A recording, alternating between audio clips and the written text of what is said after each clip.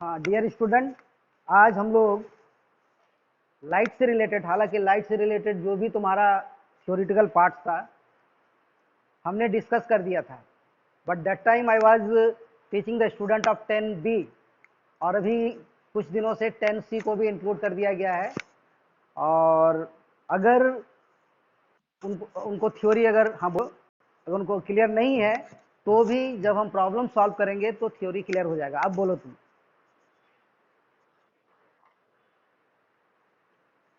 बोलो।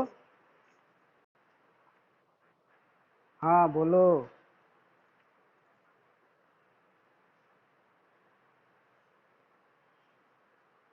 देखो हम प्रॉब्लम लिख रहे हैं, उसको सॉल्व कर रहे हैं, तुम उसको देखो और लास्ट में जब तुमको अपना कोई क्वेश्चंस पूछना रहेगा, क्वेरीज रहेगा, तो तुम हमसे डिस्कस कर सकते हो। ठीक है। और हम यहाँ पे तुमको न्यूमेरिकल भी बताएंगे, एमसीक्यू क्वेश्चन भी बताएंगे। ठीक है। हाँ, और सबसे पहले हम लोग क्या करेंगे, हम लोग एनसीईआरटी का क्वेश्चन बनाएंगे। ठीक है। देखो एनसीईआरटी का क्वेश्चन हम बनाएंगे और वहाँ से वो सारा चीज तुमको एक्सप्लेन मिल जाएगा जो तुम चाहते हो। जैसे एक सवाल है, ये एनसीईआरटी क्वेश्चन है, an object of size 7 cm, an object of size 7 cm, यानी this is the height of the object, यानी ये हमारे काम का चीज है। 7 cm इज प्लेस्ड, उसको रखा गया है, इज प्लेस्ड एट 27 cm, यानी ये भी हमारा काम का चीज है। In front of A concave mirror, in front of A concave mirror. हम यहाँ पे एक मिनट, कोई और भी इंट मार रहा लगता है। कनकेव मिरर, हाँ ये है तुम्हारा सौरभ कुमार। ये कनकेव मिरर भी हमको अपने दिमाग में रखना होगा। ठीक है, ये हमारा एच ओ हो गया। ठीक है, ये हमारा इन फ्रंट ऑफ बोल रहा है, प्लेस किया गया है, मतलब ये तुम्हारा यू है, और यू हमेशा हमेशा नेगेटिव होता है। ठीक है, कनकेव मिरर के कारण ऑब्जेक्ट डिस्टेंस नेगेटिव हुआ, कॉन्वेक्स मिरर के कारण भी ऑब्जेक्ट डिस्टेंस नेगेटिव होगा। Why? Because we keep the object left side of a mirror. थोड़ा सा थ्योरी तुम लोग ऐसे भी जान रहे हो, ये तुम्हारा कॉन्वेक्स मिरर है और ये तुम्हारा कॉनकेव मिरर है। ठीक है, अब जरा देखो तो, हम तो ऑब्जेक्ट इधर ही रखेंगे। ठीक है, क्योंकि रिफ्लेक्टिंग सरफेस के इधर ही रखेंगे, इधर से मेजरमेंट करेंगे, पोल से मेजरमेंट करेंगे, तो हमारा क्या होगा कि हमारा object distance will be always negative. ये दिमाग में सेट कर लेना जरूरी है। उसके बाद आगे लिखता है at what distance, at what distance, ये पूछ रहा है, व्हाट डिस्टेंस पूछ रहा है, मतलब यही भी पूछ रहा है what distance from the mirror, from the mirror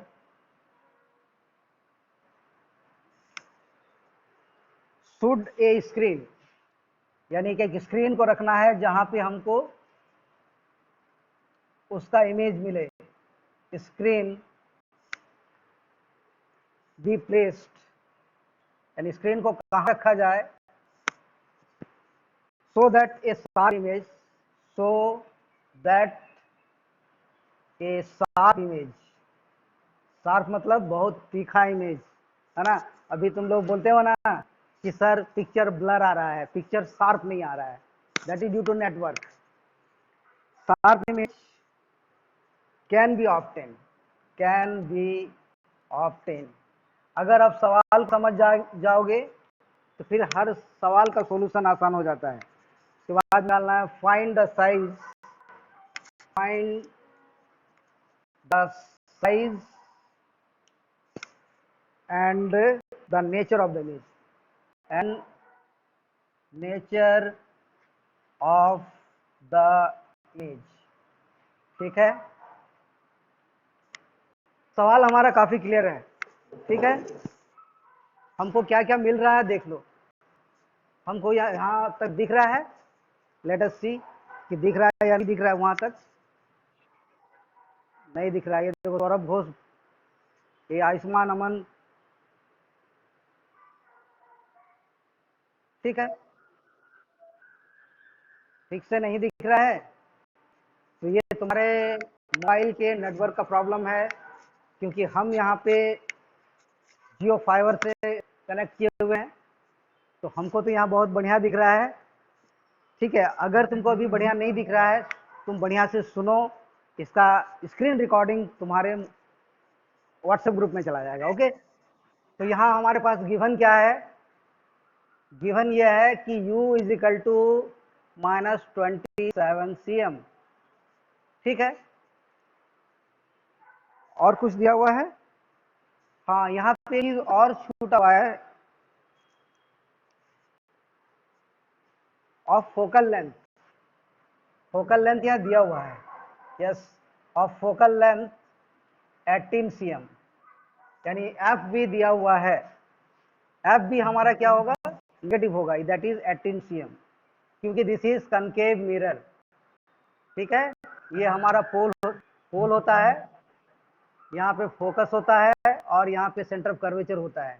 तो इधर मेजर करेंगे तो ये नेगेटिव होगा, ऑब्जेक्ट को इधर रखेंगे तो भी ये नेगेटिव होगा। ठीक है, और हमको निकालना है भी हमको निकालना है। मिरर फॉर्मूला तुम लोग को बताए हुए हैं already, 1/f is equal to 1/v plus 1/u। ठीक है, इसको हम पुट कर देते हैं, that is equal to 1/-18 is equal to 1/v तुम्हारा निकालना है, प्लस 1/-27। ठीक है, सॉल्व करते हैं इसको।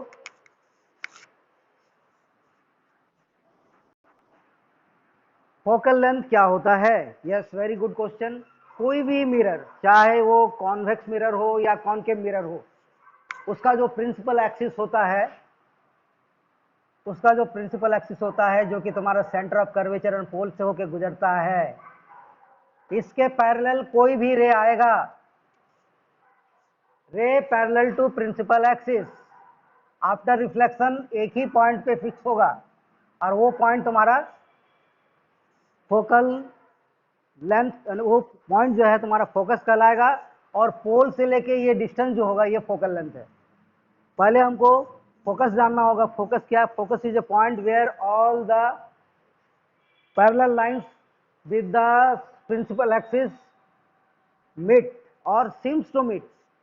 कन्वेक्स में क्या होता है, यही चीज तुम्हारा जो आता है, ऐसे आके चला जाता है, ऐसे आके वापस चला जाता है, लेकिन ये जब पिलाते हैं तो यहाँ के मिलता है। तो ये तुम्हारा फोकल पॉइंट है, तो ये डिस्टेंस फोकल लेंथ होगा। ठीक है, थोड़ा सा किताब पढ़ोगे तो क्लियर हो जाएगा। तो हमको यहाँ पे 1/v निकालना, 1/v को एक तरफ रख लेते हैं, तो इसको हम इधर ले जाएंगे, तो ये वाला जब इधर आएगा तो प्लस हो जाएगा, यानी 1/27 माइनस 1/18। ठीक है, एलसीएम ले लेंगे। एलसीएम लेंगे तो हमको क्या मिलेगा, देखो हमारा एलसीएम अगर लेंगे तो 27 और 18 का एलसीएम लेंगे तो 9 3 जा 9 2 जा 9 3 जा 27 2 जा 54, ये हमारा 54 आ गया। 54 को डिवाइड करेंगे 27 से तो यहाँ 2 आएगा, 18 से डिवाइड करेंगे तो 3 आएगा, दैट मीन्स दिस इज -1/54। तो फाइनली हमारा v का जो वैल्यू आएगा दैट इज -54 आएगा, यानी हमारा इमेज भी जो है इस तरफ ही बनेगा। और ये दिमाग में रखो, जब इमेज मिरर के तरफ ही बने, मिरर के सामने बने, तो वो रियल बनता है। ठीक है, तो मिरर के सामने जो बनेगा वो रियल बनेगा और इन्वर्टेड होगा, inverted image will be form. Okay, तो इमेज का साइज के बारे में बात कर रहा है, नेचर तुमको पता चल गया, the nature is real, the real image will be form. अब हम लोग बात करेंगे इसके साइज के बारे में, तो हमारे पास एक फॉर्मूला है, there is a formula of magnification, m is equal to -v/u और hi/ho, the ratio of height of image to height of object is the magnification. ठीक है, तो यहाँ पे हम लोग पुट कर सकते हैं वो सारा वैल्यू जो हमको अवेलेबल है। हमको ये बताया है कि जो एच ओ है जो है 7 सेंटीमीटर हाइट वाला है। ठीक है, हमको एच आई निकालना है इमेज का हाइट। माइनस को रहने दो, माइनस माइनस 54, ठीक है, और ये तुम्हारा -27। यहाँ पे हम लोग एच आई निकालना चाहते थे और एच ओ हमारा दिया हुआ 7, तो हमको क्या मिल रहा है 54 बाई -18 तो -27 is equal to H I by 7। तो एच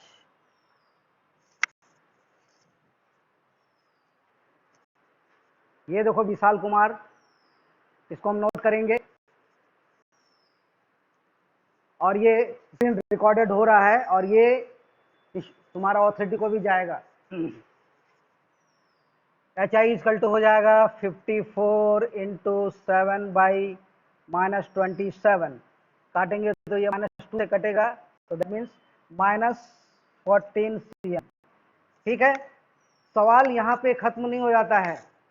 अगर तुमको लगता है कि जो आंसर हमने लाया है, ठीक है, जो आंसर लाया है वो सही है या नहीं, इसको हम लोग रे डायग्राम के जरिए वेरीफाई कर सकते हैं।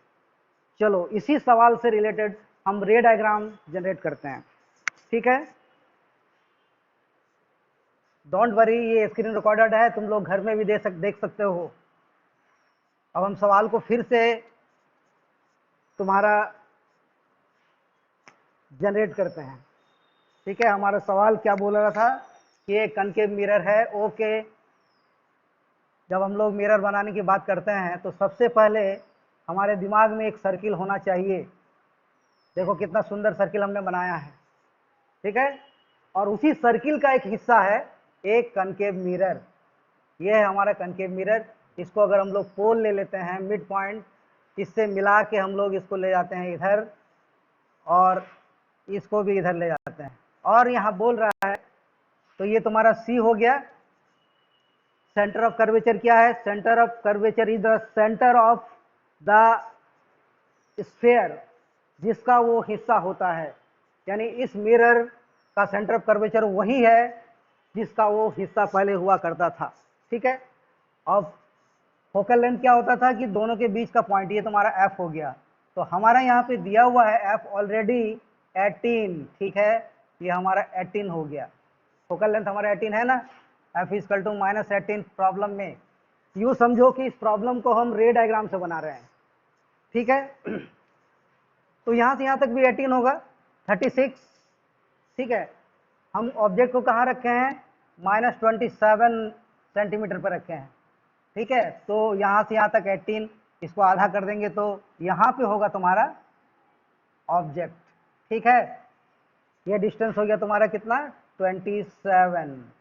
ठीक है, अब क्या करेंगे? ये तुम्हारा 7 सेंटीमीटर हाइट वाला है। अब हम एक रे पैरेलल ले जा रहे हैं यहाँ पे। तो उसके बाद देखो, इसको हम सीधे ऐसे लाते हैं। 1 मिनट, गलत हो रहा है। यस, सही है, सीधा है। अगर सीधा है तो हमारा जो भी है बहुत सही बनेगा।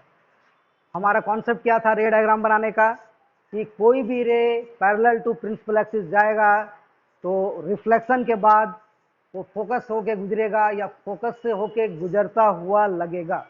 कनकेव में रियली में गुजरेगा और कॉन्वेक्स में गुजरता हुआ लगेगा। ठीक है, दूसरा हमारा जो है आंख मूंद के हम उसको रेडियस ऑफ कर्वेचर से पास कराते हैं। क्यों कराते हैं? हमने बताया था कि रेडियस ऑफ कर्वेचर से पास जो करता है, मान लो इधर भी मिरर है, ये भी इधर भी मिरर है, तो ये रे आया और लौट के चला गया। ठीक है, अब हमारा यहाँ पे मिला है, देखो ये मिला है, जहाँ से हम सीधे ऊपर ले जा रहे हैं। तो अब देखते हैं हम लोग, हमारा आंसर जो आया था यहाँ तक तो सी है, ये तुम्हारा 36 होगा, इसका डबल।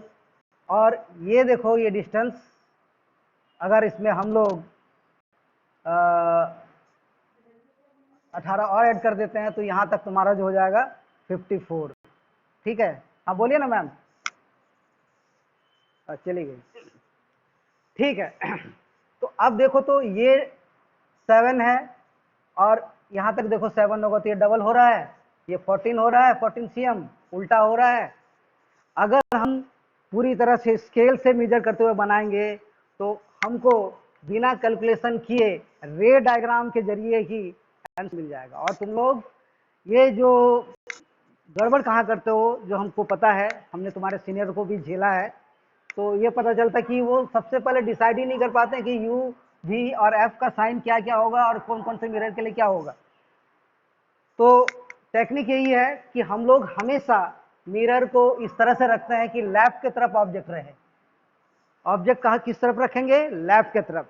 ठीक है, नतीजा ये होगा कि हमारा इधर से मेजरमेंट होगा, नेगेटिव की तरफ मेजरमेंट होगा। तुम लोग ग्राफ वगैरह बनाए हो, ग्राफ में बनाते थे ना इस तरह से एक्स वाई एक्स डैश, तो तुम्हारा इधर 1 2 3 करते थे, -1 -2, तो इधर से मेजर करेंगे तो तुम्हारा u इजिकल टू ये नेगेटिव होगा। अगर कनकेव मिरर है तो फोकल लेंथ तो इधर ही पड़ेगा, सेंटर भी इधर पड़ेगा, तो फोकल लेंथ भी इधर पड़ेगा, वो भी तुम्हारा f नेगेटिव होगा। ठीक है, लेकिन अगर कॉन्वेक्स मिरर हो जाता है तो फिर समझ लो कि हमारा u तो नेगेटिव होगा लेकिन f पॉजिटिव हो जाएगा। उसके बाद v के बारे में, v पॉजिटिव होगा या नेगेटिव होगा ये डिसाइड होता है कि क्या पोजीशन है ऑब्जेक्ट का। ठीक है, अब जैसे हम लोग कॉनकेव के बारे में बात करेंगे, हम लोग इन्फिनिटी में रखते हैं, फोकस में बनता है। Infinity and focus centre of curvature के बीच में रखते हैं तो फोकस एंड सेंटर कर्वेचर की बनता है। सी पे रखते हैं तो सी पे ही बनता है, सी से आगे बढ़ते हैं तो फिर सी और इन्फिनिटी पे चला जाता है। एफ पे रखते हैं तो इन्फिनिटी पे चला जाता है, एफ और पोल के बीच में बनाते हैं तो फिर पीछे बनता है। ठीक है, लेकिन कॉन्वेक्स मिरर में ऑल द टाइम इमेज जो है मिरर के पीछे बनता है, वर्चुअल बनता है, सीधा बनता है और छोटा बनता है।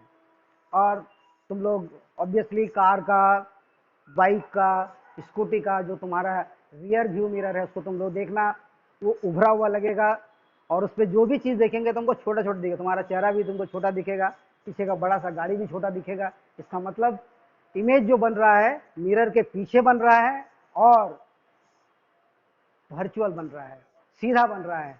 जो भी चीज़ हमको लाइट में सीधा दिखाई दे तो वो रियल नहीं है, जो भी चीज़ हमको उल्टा दिखाई दे वही रियल है।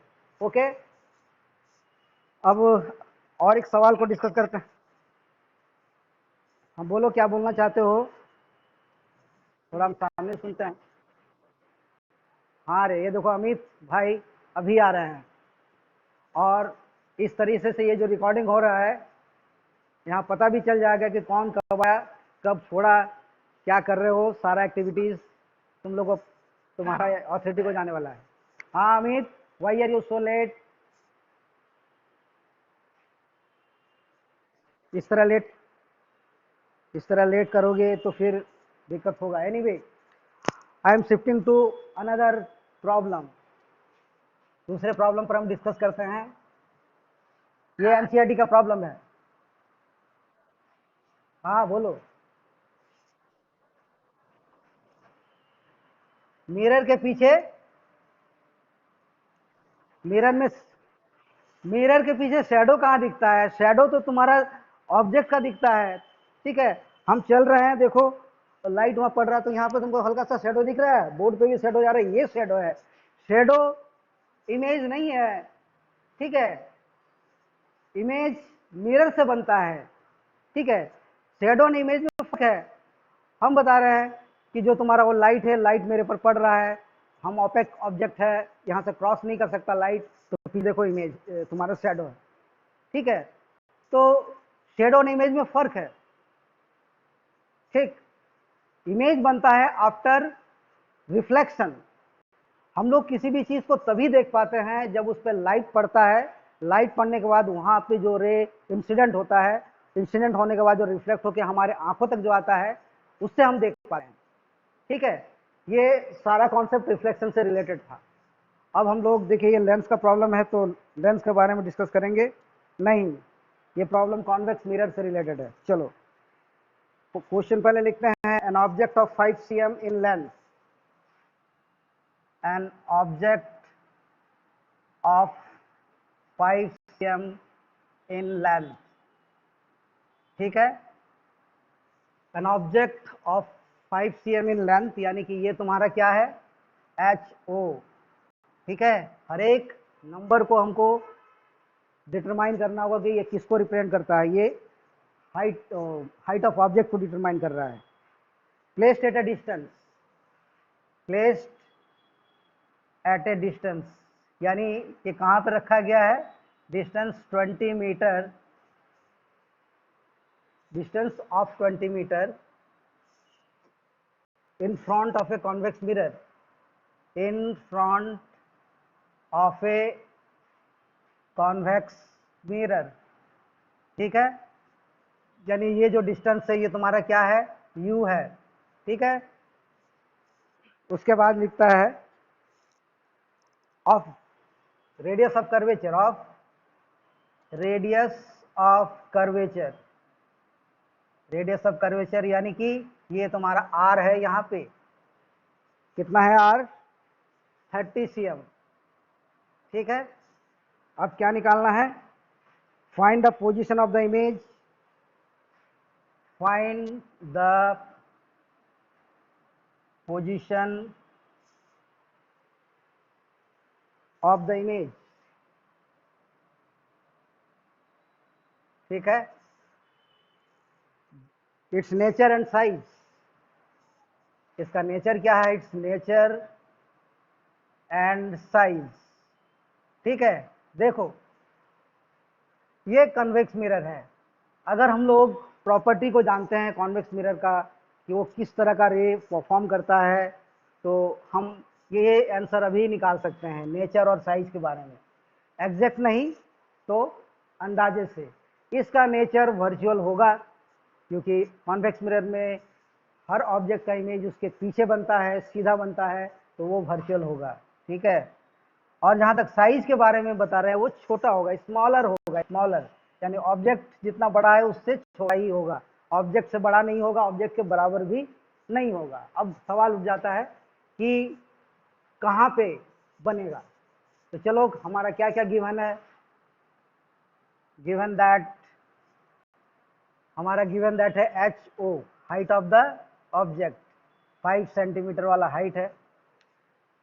Distance u is equal to आंख मूंद के नेगेटिव 20 cm, कॉन्केव हो या कॉन्वेक्स हो, object distance always be negative, why because we keep the object left side of the mirror, okay.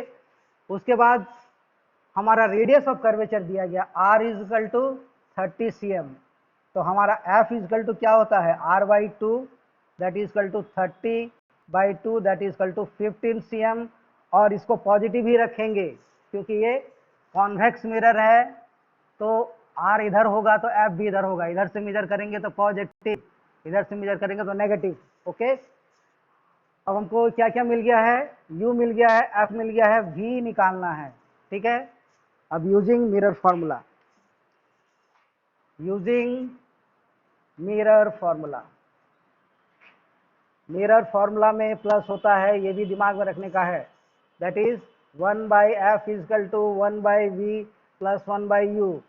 ऐसा ही फॉर्मूला लेंस में भी होगा, but there will be negative here, यहाँ पे नेगेटिव जाए तो ये लेंस फॉर्मूला हो जाएगा। बच्चे गलती क्या करते हैं, मिरर के प्रॉब्लम में लेंस का फॉर्मूला, लेंस के प्रॉब्लम में मिरर का फॉर्मूला, और फाइनल रिजल्ट गलत हो जाता है, ठीक है। तुम लोग कंफ्यूज मत होना, ओके। तो 1/f, f हमारा क्या निकला है 15 cm, okay this is positive. 1/v, v हमको तो निकालना पड़ेगा, यहाँ प्लस है, 1/u हमारा हमेशा नेगेटिव होगा, दैट इज -20, ओके।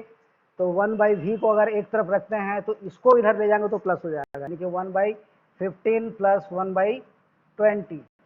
एलसीएम लेंगे तो हमारा 30 होना चाहिए, 30 नहीं 60 होना चाहिए, देख लो, दिस इज 15, दिस इज 20, 5 3 जा 5 4 जा 12, 5 जा 60, 60 होगा, 15 4 जा 60 एंड 23 जा 60, तो ये तुम्हारा 7/60 दिख रहा है या नहीं दिख रहा है बाबू, देखें,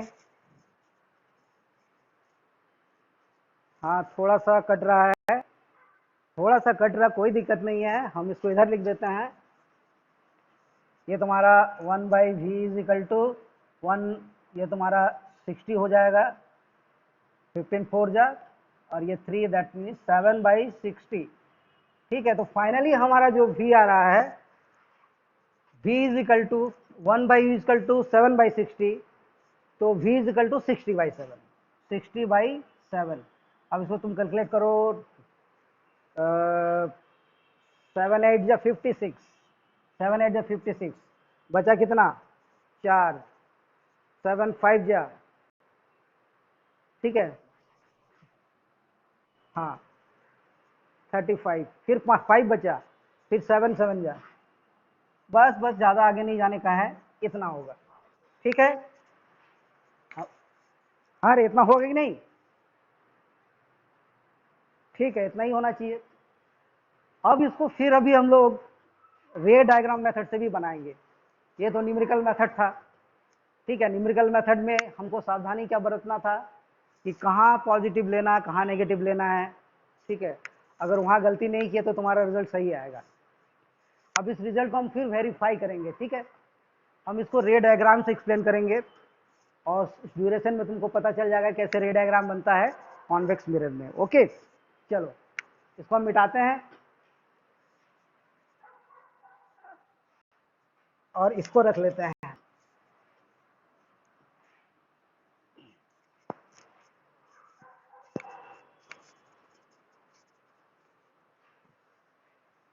हाँ, देखते हैं हम लोग इधर बनाते हैं।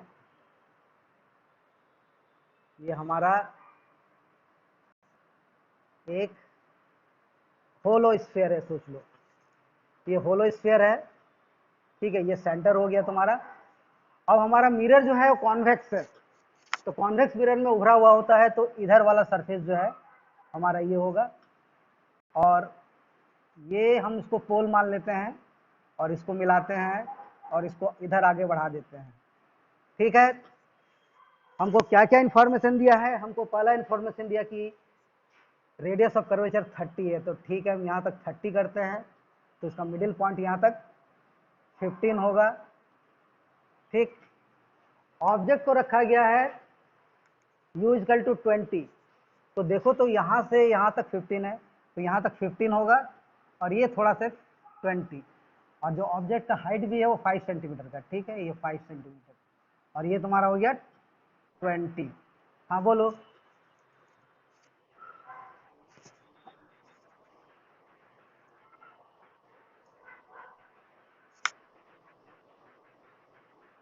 हाँ यस, कॉन्केव में लेफ्ट साइड होगा, इधर सी तो इधर एफ। यहाँ पे एफ पॉजिटिव लिखा हमने, यहाँ पे हमने नेगेटिव नहीं दिया। ठीक है, ये पॉजिटिव है क्योंकि हम इधर से मेजर करेंगे उसका focal length, radius of curvature इधर करेंगे। ठीक है, तो देखो यहाँ पे क्या होगा, जो भी रे आएगा पैरेलल, ये पैरेलल आया, उसके बाद वो कहाँ जाएगा पता है? हम ये फोकल लेंथ है, इसको हम पहले ऐसे मिलाते हैं और समझो ऐसे जाएगा, यानी रे आके वापस चला गया। अब देखो यहाँ पे बहुत बड़ा कॉन्सेप्ट डेवलप होता है कि कॉन्केव में कोई भी रे आके फोकस हो जाता है, एक जगह कन्वर्ज हो जाता है, इसीलिए कॉन्केव मिरर को हम कन्वर्जिंग मिरर भी बोलते हैं। कन्वर्जिंग मिरर, कन्वर्जिंग मिरर, जितना भी रे आता है एक जगह आके इकट्ठा हो जाता है। ठीक है, सुनो कन्वर्जिंग और डाइवर्जिंग कैसा होता है? अभी कहीं पे थोड़ा बहुत मारपीट हो जाए ना, तो सब आदमी लोग वहीं पहुंच जाएगा, कन्वर्ज हो जाएगा। ठीक है, जैसे ही वहां पुलिस आएगा सब वहां से भागना शुरू हो जाएगा, सब डाइवर्ज हो जाएगा। तो कन्वेक्स में क्या होता है कि रे आने के बाद वो डाइवर्ज हो जाता है। ठीक है, अब और एक चीज जो हमने कहा है, रे डायग्राम का जो दूसरा टेक्निक है कि कोई भी रे है ना सेंटर ऑफ कर्वेचर से गुजरता है तो वो रिटर्न बैक भी होता है, यानी कि आंख मूंद के हम लोग यहाँ से यहाँ को मिला सकते हैं। तो यहाँ से यहाँ तक खींचे हम लोग, फिर उसके बाद जो है डॉटेड करके हम लोग यहाँ पहुँचेंगे। तो यहाँ मिल रहा है, देखो छोटा बना, तो कितना छोटा बना ये हमको निकालने के लिए बोला भी था ना, तो हमने नहीं निकाला। चलो m is equal to minus V by U is equal to H I by H O.